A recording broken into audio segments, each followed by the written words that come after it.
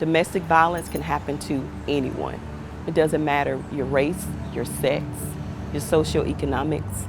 It does not discriminate. It can happen to anyone. Turning Point is a dual service agency that provides services to victims and survivors of domestic violence and sexual assault. If someone is seeking Turning Point services, they're either walking into our administrative office or calling our crisis hotline. Our crisis hotline is 24/7, 365 days of the year. My daughters and I went to Turning Point Shelter, and when we got there, I was just like extremely nervous, had no idea where we were going.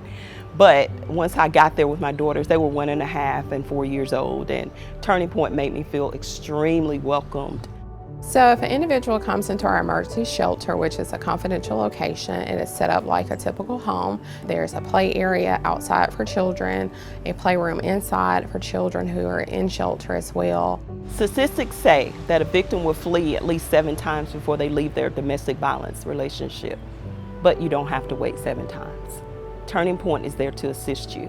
If you're afraid what it's going to be like when you leave, they'll give you the guidance you need. From the time that they enter our shelter and the confidence they gain by the time they're leaving shelter, whether it's, setting their goals and reaching their goals, starting classes to further their education, seeking their GED to put them in a better position for jobs.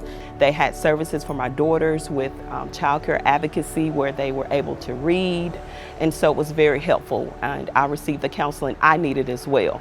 From my heart, I do know that without Turning Point, I wouldn't be here. By giving to United Way, it helps people like me to get to where they're going, to maybe further their careers, to give them the necessities to survive. So I ask anyone to please support by giving to United Way. The epidemic itself must end. With United Way and Turning Point Services, together we can do this.